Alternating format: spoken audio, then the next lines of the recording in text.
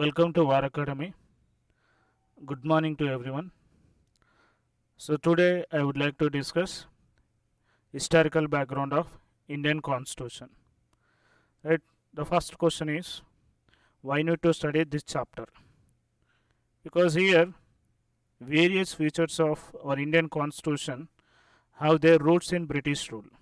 అంటే భారత రాజ్యాంగంలో మెన్షన్ చేసిన నిబంధనలు వాటి మూలాలు ఎక్కడున్నాయంటే బ్రిటిష్ రూల్లో ఉన్నాయన్నట్టు. Okay, so here and we know that East India Company came to India in 1600 as a traders. ఒక ప్రైవేట్ కంపెనీ అయిన ఈస్ట్ ఇండియా కంపెనీ 1600 సంవత్సరంలో ఒక ట్రేడర్ లాగా భారతదేశానికి వచ్చారు. And who given this permission means so year under charter granted by the queen Elizabeth one. So ఎవరు ఈ permission ఇచ్చారంటే క్వీన్ ఎలిజబెత్ వన్ పర్మిషన్ ఇచ్చింది అన్నట్టు. Now 1600 to up to 1765, the British East India Company simply act as a traders only. But in 1765, there was a battle of Boxer between East India Company and Shah Alam. And Shah Alam was a Mughal emperor and the East India Company. In between, there was a war. In that, so a loser is Shah Alam and winner is East India Company. So then the Shah Alam given Diwani rights to the East India Company. So Diwani rights means one is revenue rights, the second one is civil rights. Okay, and these Diwani rights given on one is Bengal, Bihar and Orissa. అయితే 1765 సంవత్సరంలో east India కంపెనీకి షా ఆలంకి మధ్యలో bottle of boxer జరిగింది. ఈ బాటిల్లో షా ఆలం ఓడిపోయాడు, east India company గెలిచింది. అందుకు ఈ Mughal emperor Shah Alam Diwani rights East India కంపెనీకి ఇచ్చాడు. దివానీ రైట్స్ అంటే ఏంటి అంటే సో రెవెన్యూ రైట్స్ అలానే సివిల్ జస్టిస్ రైట్స్ ఉంటాయి అన్నట్టు. అయితే ఈ దివానీ రైట్స్ 3 ప్రాంతాలపైన ఇచ్చారు అన్నట్టు. ఒకటి వచ్చేసి ఏంటంటే బెంగాలు, రెండోది వచ్చేసి బీహారు, మూడోది వచ్చేసి ఒరిస్సా. ఈ 3 ప్రాంతాలపైన దివానీ రైట్స్ ఈస్ట్ ఇండియా కంపెనీకి వచ్చినాయి అన్నట్టు. అంటే what is the meaning of this means now in 1765 the east India company simply converted from trader to territorial power. So mean this is the turning point to the east India company. ఇప్పటి వరకు వచ్చేసి east India company వచ్చేసి trader లాగానే ఉండేది.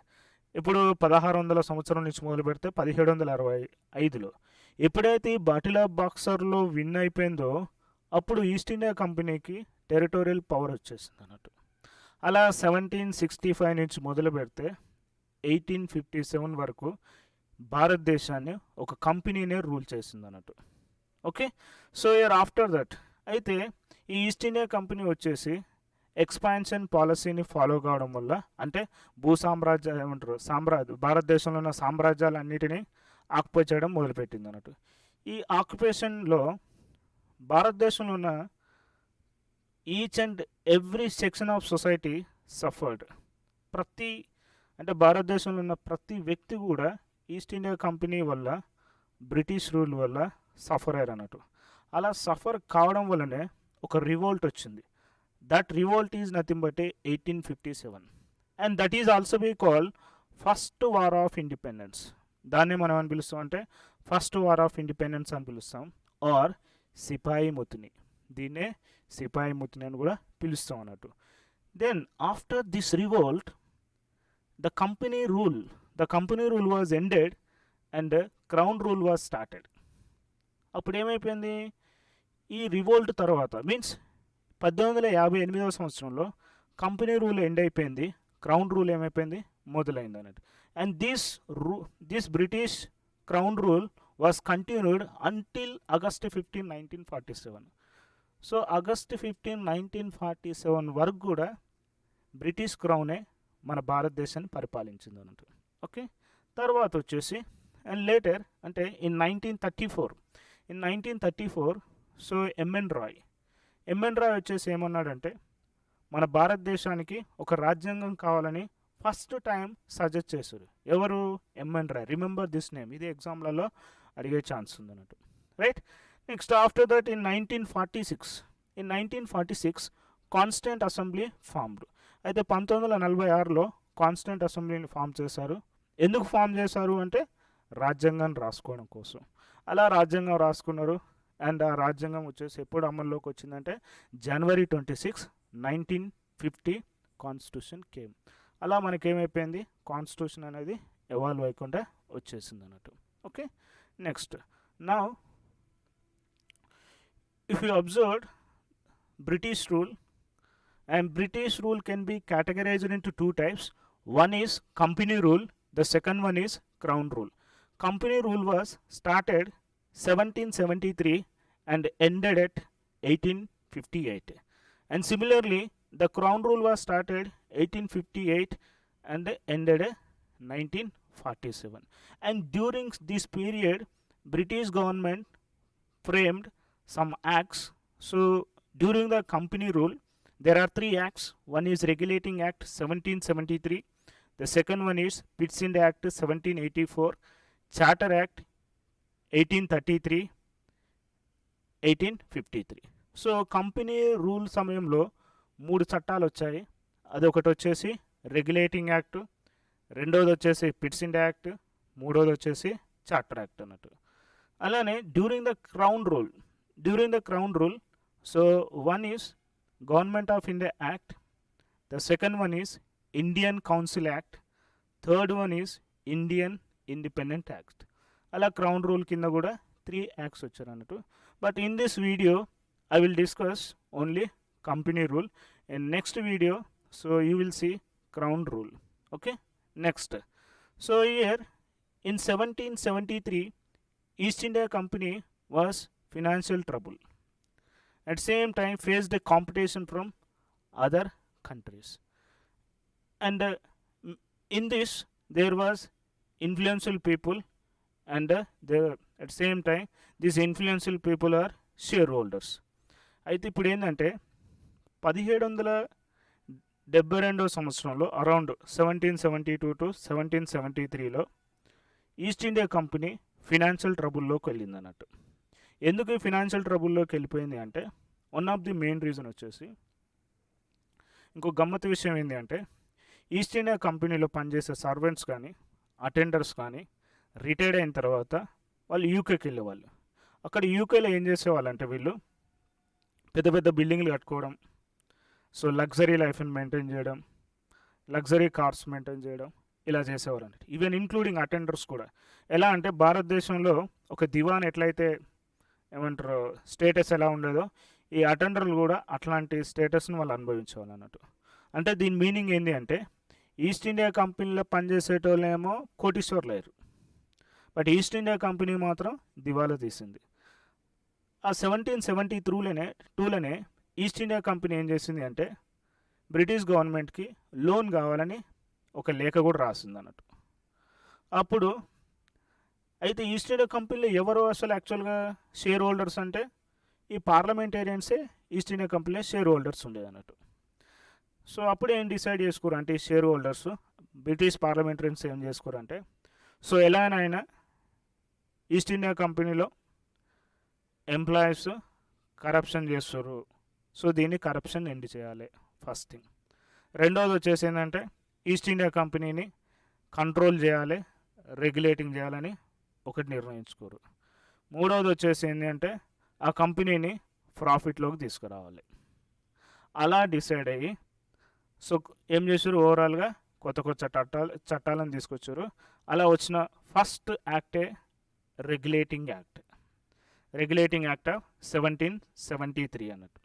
Okay, now so the British government to control and regulate the affairs of East India company.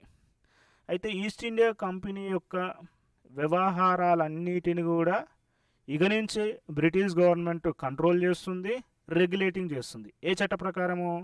So year regulating act 1773. And one more thing is the British government first time recognized political and administrative functions of East India company. ఇంకో విషయం ఏంటంటే British government first time వచ్చేసి political ఫంక్షన్స్ని administrative ఫంక్షన్స్ని first time recognise చేసింది. ఇంతకుముందు ఎలా ఉండేది, ఈస్ట్ ఇండియా కంపెనీనే ఎవ్రీథింగ్, ప్రతిదీ అన్ని ఈస్ట్ ఇండియా కంపెనీ చేస్తుంది. ఇప్పుడు ఏం చేశారు అంటే ఈ బ్రిటిష్ గవర్నమెంట్ పొలిటికల్ ఫంక్షన్స్ని అడ్మినిస్ట్రేటివ్ ఫంక్షన్స్ని కూడా రికగ్నైజ్ చేసింది అన్నట్టు. And at same time so year the British government first laid foundation to the central administration in India. So ఇంకొకటి వచ్చేసి ఏంటంటే ఫస్ట్ టైము ఈ చట్ట ప్రకారము సెంట్రల్ అడ్మినిస్ట్రేషన్ స్టార్ట్ చేసింది అన్నట్టు. Okay, next, and during this act governor general of Bengal designated as a governor of Bengal designated as a governor general of Bengal. So governor of Bengal అనే పోస్టుని గవర్నర్ జనరల్ బెంగాల్గా convert చేస్తుంది అన్నట్టు. Now who was the first governor general of Bengal means the first governor general of Bengal is Lord Warren Hasting. అయితే governor general of బెంగాల్కి first governor general of Bengal ఎవరు అంటే first governor general of Bengal is Lord Warren Hasting అన్నట్టు. అయితే దీని పేరు ఎలా గుర్తుంచుకోవాలంటే ఇంతకుముందు ఏంది governor means there are 3 presidencies in India. One is Bombay presidency, the second one is Madras presidency, third one is Bengal presidency. For every presidency there was a governor and that governor has to take care of, so each will take care of Bombay presidency, Madras presidency, Bengal presidency. Means 3 presidencies are independent each other, right? Now here what will happen simply, now Bombay presidency, Madras presidency subordinate to the Bengal presidency. అయితే ఇంతకుముందు ఎలా ఉండేది అంటే ఈ చట్టం రాకముందుకు Bombay presidency, Madras presidency, Bengal presidency 3 కూడా independent. So ఏ governor ఇంకో ప్రెసిడెన్సీలు ఇన్వాల్వ్ కాదన్నట్టు, ఎవరు ప్రెసిడెన్సీ వాళ్ళు చూసుకునే వాళ్ళు అన్నట్టు. ఈ చట్టం కింద ఏమైంది అంటే బాంబే ప్రెసిడెన్సీని, మద్రాస్ ప్రెసిడెన్సీని బెంగాల్ ప్రెసిడెన్సీ కింద వేసారు అన్నట్టు. అలానే గవర్నర్ ఆఫ్ బెంగాల్ని ఏం చేశారు, గవర్నర్ జనరల్ ఆఫ్ బెంగాల్గా చేశారు. అంటే ఇప్పుడు ఏమైపోయింది, గవర్నర్ జనరల్ ఆఫ్ బెంగాల్ కొంచెం పవర్ఫుల్ అయింది. ఈ పవర్ఫుల్ కావడం వల్ల ఈయన ఆ కంపెనీని కంట్రోల్ చేయడం వల్ల, అంటే ఈ ప్రెసిడెన్సీస్ని కంట్రోల్ చేయడం వల్ల ఈస్ట్ ఇండియా కంపెనీలో పనిచేసే ఎంప్లాయీస్ ఏమైపోయారు అంటే ఇతను హేట్ చేయడం స్టార్ట్ చేశారు అన్నట్టు. అలా హేటింగ్ నుంచే ఎస్టేట్ అని గుర్తుంచుకోండి. అలా లార్డ్ వారెన్ హేస్టింగ్ అని మీరు గుర్తుంచుకోండి. Next, and so during this act so they were established Supreme Court at Calcutta 1774, and this Supreme Court was consist 1 Chief Justice, 3 judges. And who was the first Chief Justice of this Supreme Court means Sir Elijah Impey. అయితే ఈ act కింద ఒక supreme కోర్టును కూడా establish చేశారు. ఎక్కడ establish చేశారంటే కలకత్తాలో ఎస్టాబ్లిష్ చేశారు. దీనికి ఒక చీఫ్ జస్టిస్ ఉండేవాళ్ళు, అలానే 3 జడ్జెస్ కూడా ఉండేవాళ్ళు అన్నట్టు. అయితే ఈ సుప్రీం కోర్టుకి సో చీఫ్ జస్టిస్ ఫస్ట్ ఎవరు అంటే సర్ ఎలిజా ఇంపే. ఇతని పేరు కూడా గుర్తుంచుకోండి, ఎగ్జామ్లో అడిగే ఛాన్స్ ఉంది అన్నట్టు. అయితే సుప్రీంకోర్టుని ఎలా గుర్తుంచుకోవాలంటే ఇప్పుడు ఏంది బాంబే ప్రెసిడెన్సీని, మద్రాస్ ప్రెసిడెన్సీని సబార్డినేట్ అయిపోయినాయి బెంగాల్ ప్రెసిడెన్సీ కింద, రైట్? అయితే వీటి మధ్యలో ఏమైందంటే ఎప్పుడు ఫైటింగ్ జరిగేది, ఎప్పుడు వివాదాలు జరిగేది. జనరల్గా ఈ వివాదాలను పరిష్కరించాలంటే ఎక్కడ పోతాం, కోర్టుకు పోతాం. ఆ కోర్టు పేరు సుప్రీంకోర్టు అని గుర్తుపెట్టుకోండి. Okay, next, and based on this act so year this act is prohibited servants. So year servants do not do private trade and not to take bribe gift from the natives. అయితే స్థానికుల నుంచి east India కంపెనీలో పనిచేసే servants స్థానికుల నుంచి bribe చేయొద్దు, gifts తీసుకోవద్దు, any private trade చేయొద్దు. అలా ఈ రెగ్యులేటింగ్ యాక్ట్ తీసుకొచ్చింది అన్నట్టు. Next, and so at the same time so the court of directors, okay, there was a court of directors in that 4 members, and these 4 members are assistant to the governor general of Bengal. And the purpose of this court of directors is control the east India company. అయితే ఒక court of directors వీళ్ళు ఏం చేసేవాళ్ళు అంటే governor general of బెంగాల్కి వీళ్ళు help చేసేవాళ్ళు అన్నట్టు, assist చేసేవాళ్ళు అన్నట్టు. అలానే ఈస్ట్ ఇండియా కంపెనీని కూడా వీళ్ళు కంట్రోల్ చేసేవాళ్ళు అన్నట్టు. In the court of directors simply we can say that governing body of East India company అన్నట్టు. And what are the functions of this court of directors means the court of directors so report revenue affairs, civil affairs, military affairs of East India company to British government. అయితే ఈ court of directors ఏం చేసేవాళ్ళంటే revenue ఫంక్షన్స్ని, civil functions, military functions, దీనికి సంబంధించిన అన్ని రిపోర్ట్స్ని వీళ్ళు ఏం చేసేవాళ్ళంటే బ్రిటిష్ గవర్నమెంట్కి సబ్మిట్ చేయాలన్నట్టు. Okay, next did the regulating act help? ఈ రెగ్యులేటింగ్ యాక్ట్ వల్ల హెల్ప్ జరిగిందా? No, because there was some loop holes in regulating act. Okay, so అందులో ఉన్న కొన్ని లూప్ హోల్స్ని పట్టుకొని so year East India company యొక్క కోర్ట్ ఆఫ్ డైరెక్టర్స్ ఇంతకుముందు ఏం చేసేది, అందులో పనిచేసే సర్వెంట్స్ కరప్షన్ చేసేవాళ్ళు. ఇప్పుడు వచ్చేసి ఏంటంటే కోర్ట్ ఆఫ్ డైరెక్టర్సే, ఓన్లీ కోర్ట్ ఆఫ్ డైరెక్టర్సే కరప్షన్ చేశారు అన్నట్టు. ఇది ఏమైపోయింది, బ్రిటిష్ గవర్నమెంట్కి తెలిసింది అన్నట్టు. ఎప్పుడైతే బ్రిటిష్ గవర్నమెంట్ తెలిసిందో 1781లో సో కోర్ట్ ఆఫ్ డైరెక్టర్స్ని సో ఇయర్ రమ్మని చెప్పింది. అట్ సేమ్ టైం వాళ్ళని ఎంక్వైరీ చేశారు అన్నట్టు. అప్పుడు ఎంక్వైరీ చేసినప్పుడే court of directors bribe the British గవర్నమెంట్కే బ్రైబ్ చేసింది. And at same time silent for few years, కొన్ని సంవత్సరాల వరకు సైలెంట్గా ఉండమని కోర్ట్ ఆఫ్ డైరెక్టర్సే బ్రిటిష్ గవర్నమెంట్కి లంచం ఇచ్చారు అన్నట్టు. అలా they made a act of settlement అన్నట్టు. So now so here there was a defects in regulating act, means to rectify defects of regulating act another act is came and that act name is Pitt's India Act 1784. ఈ 1784 Pitt's India Act ఎందుకు వచ్చింది అంటే regulating act 1773లో ఉన్న లోపాలని తీసేయడం కోసమే ఈ pits India act వచ్చింది అన్నట్టు. ఇప్పుడు ఏంది, ఇంతకుముందు వచ్చేసి ఏంది, రెగ్యులేటింగ్ యాక్ట్ 1773 ప్రకారము కోర్ట్ ఆఫ్ డైరెక్టర్స్కి ఎక్కువ పవర్స్ ఉన్నాయి.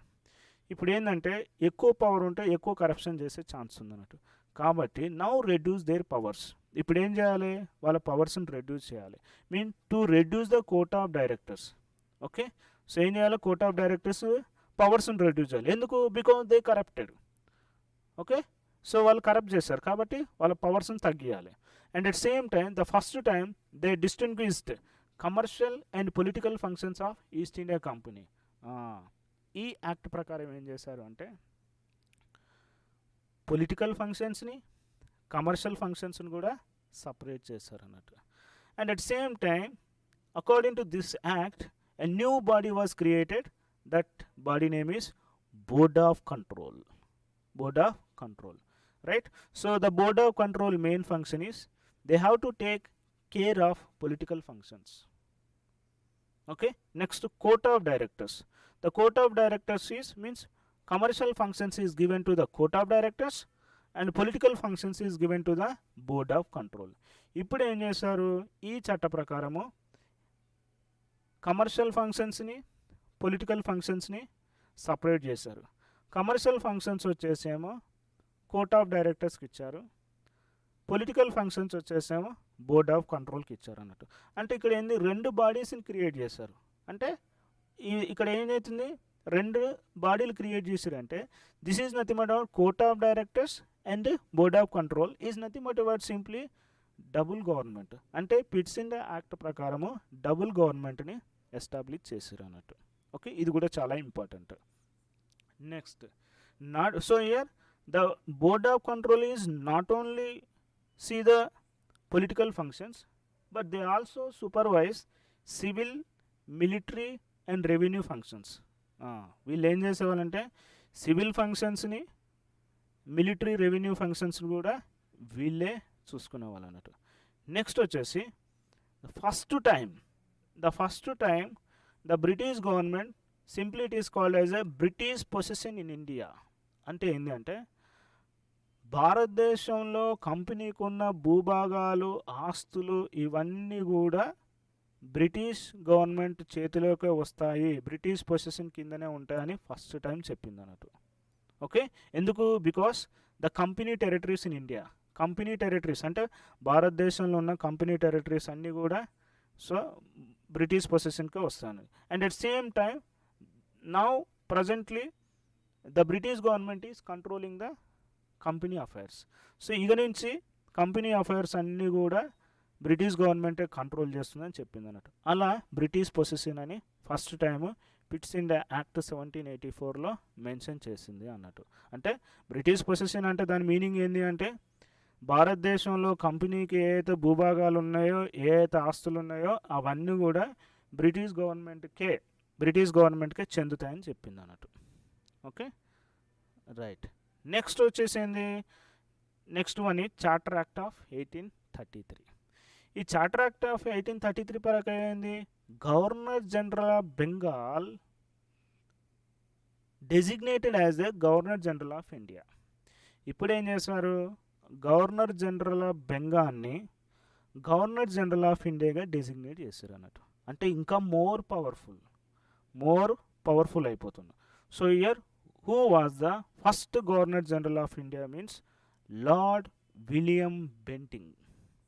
Okay, Lord William Bentinck. ఇతని పేరు ఎలా గుర్తుంచుకోవాలంటే ఇప్పుడు గవర్నర్ జనరల్ ఆఫ్ బెంగాల్ ఏమైంది, గవర్నర్ జనరల్ ఆఫ్ ఇండియా అయింది. అంటే సో బ్రిటిష్ రూల్ చేసిన ప్రాంతాలన్నిటికి కూడా ఇప్పుడు హెడ్ వచ్చేసి ఎవరు అంటే గవర్నర్ జనరల్ ఆఫ్ ఇండియా అన్నట్టు. అంటే ఇప్పుడు మోర్ పవర్ఫుల్ అయింది. సో ఇప్పుడు ఈయన పవర్ఫుల్ కావడం వల్ల ప్రతి ఒక్కరిని బెండ్ చేసేవాళ్ళండి, బెండింగ్ చేసేవాళ్ళు, సో నీల్ డౌన్ చేసేవాడు అన్నట్టు, అందరినీ బెంట్ చేసేవాళ్ళు. అలా మీరు ఏం చేయాలంటే బెంటింగ్ అని గుర్తుంచుకోవాలి. అలా లార్డ్ విలియం బెంటింగ్ అని మీరు గుర్తుంచుకోవాలి. Okay, next one is, and according to this act legislative powers of governor of Madras and Bombay deprived. ఇంకోటి వచ్చేసి ఏంటంటే మద్రాస్, బాంబే లెజిస్లేటివ్ పవర్స్ కూడా తగ్గించేసారు, డిప్రైవ్ అయిపోయినాయి.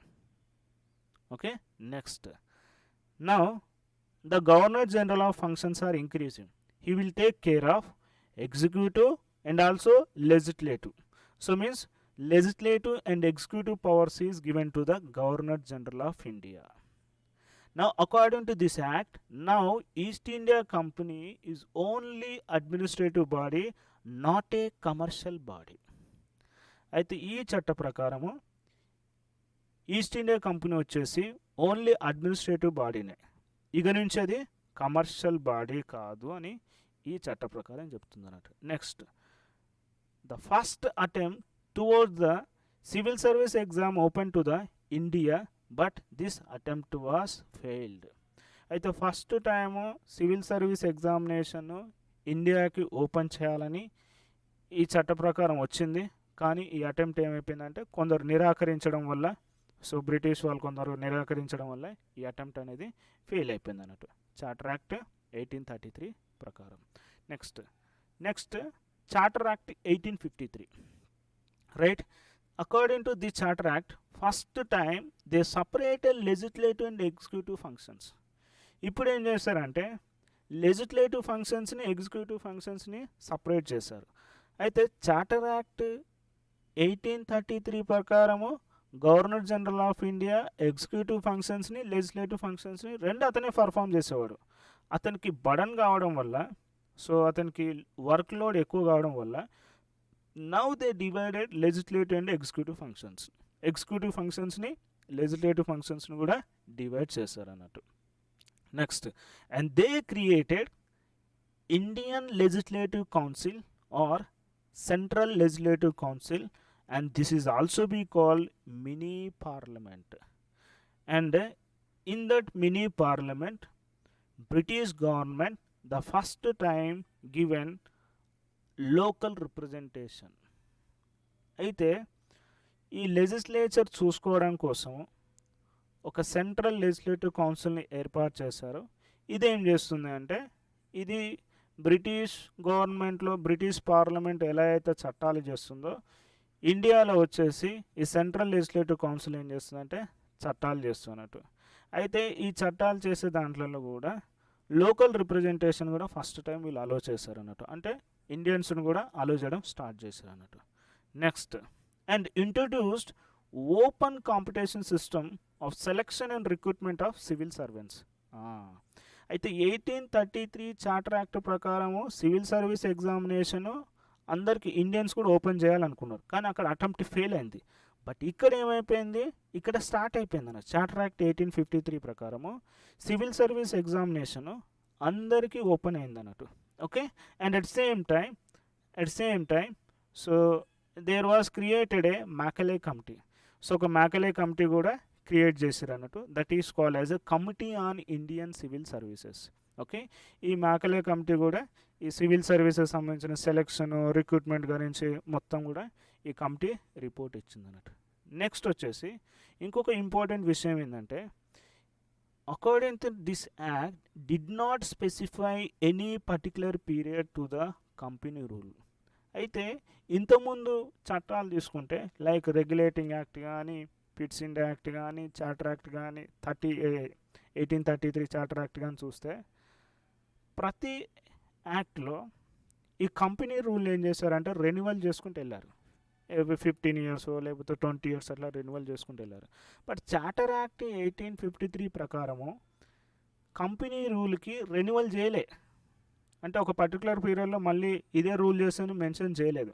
అంటే దాని మీనింగ్ ఏంది, బ్రిటిష్ గవర్నమెంట్ ఏదో ఒక టైంలో వచ్చేసి కంపెనీ రూల్ని ఎండ్ చేస్తుందని ఈ చార్టర్ యాక్ట్ ప్రకారం అర్థమవుతుంది. So the British parliament at any time terminate the company rule. So అలా కంపెనీ రూల్ని ఎప్పుడైనా టర్మినేట్ చేసే ఛాన్స్ ఉందని కూడా ఈ చార్టర్ యాక్ట్ 1853 ప్రకారం మనకు తెలుస్తుంది అన్నట్టు. Okay, so thank you, and next class you will see crown rule. Okay, thank you very much.